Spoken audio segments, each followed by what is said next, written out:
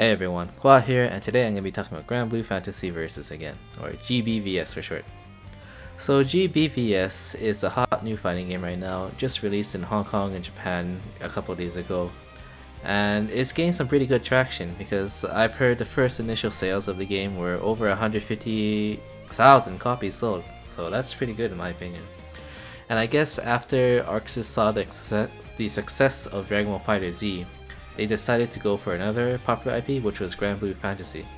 And Granblue Fantasy is actually a mobile game, or MOBA game if you want to call it. And it's an RPG that is super popular in Japan, although it's also kind of popular outside of Japan as well, like in North America. Because I see North American players, they have to go through hoops and hurdles to get that game downloaded on their phone because it's not available on the Google Play Store. But this year, we're talking about the fighting game.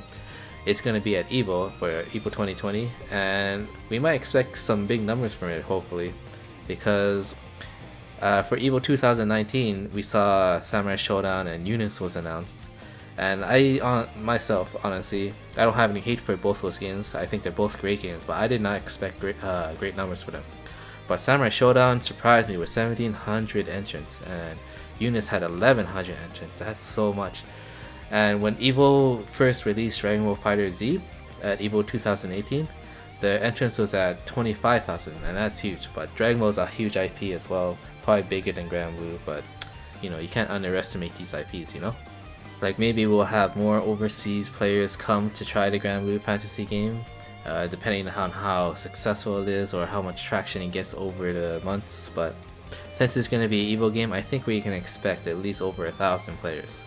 So you probably noticed already, but Granblue was designed to have a slower paced style of gameplay rather than a hectic team tag battle of Dragon Ball Fighter Z. They focused more on the ground game and gave everyone less air movement options except for certain characters. But if you want to try this game, I'll show you guys how to grab it. So if you wanted to play Granblue Fantasy Versus right now, you wouldn't be able to in North America because the actual release date for North America is March 3rd. Don't ask me why they did that, but if you wanted to play it, you had to go through the Japanese PSN store or the Hong Kong PSN store. And PS4 is kind of restrictive in how you use your credit card, so if you try to use your if you try to go to the Japanese or Hong Kong PSN store and use your credit card, they wouldn't let you use that. The only way to bypass that is to get a PSN card online. So I recommend going to PlayAsia. PlayAsia has lots of PSN cards for Japanese and Hong Kong stores, and it's a tad pricey, but they do give you your code right away, and they do restock their cards fairly often. Right now, all the Japanese PSN cards are sold out. I suspect it's because this game, obviously you can see the ad in the background. So the game in the Japanese PSN store, the non-deluxe one, costs around 6,900 yen. So if you didn't want to spend if you didn't want to spend $141 on the 10,000 yen card, 141 Canadian, sorry, that's 105 US. I'd recommend getting the 5,000 yen card and the 3,000 yen card and combining them, and you'd be able to purchase Granblue Fantasy. That'd be around like maybe 80 US and 100 Canadian or something. But I do recommend instead to get the Hong Kong edition.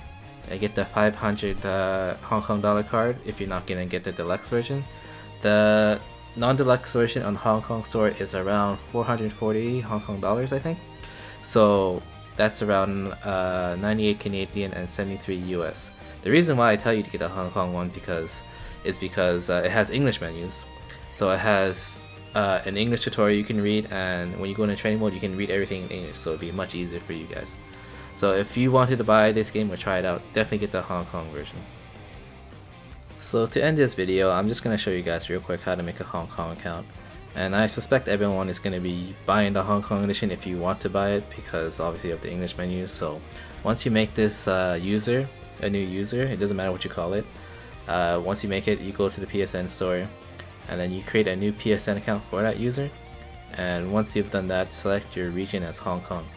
And what's nice is when you register as a Hong Kong account instead of a Japanese account, you can actually have the option to select everything in English. So right now everything's in Chinese, but then you can just go down to the middle one and select English, and everything will follow. All the menu follow-ups will be in English and be easy to follow through. Now as for your home location, When it asks for your home location, it's asking for an address in Hong Kong. I looked up this address on Google and it's perfectly fine to use. It's not going to affect the people living there, or it's not going to affect you in any way. No one's going to come after you, so it's perfectly fine to use this address. And once you've done that, it's going to ask you for your email address. Just put in any email address you have or use, or you can create a new one as well in Gmail. It's only needed to verify your account so you can go on the PSN store. If you don't verify your email account, then you won't be able to access the PSN store.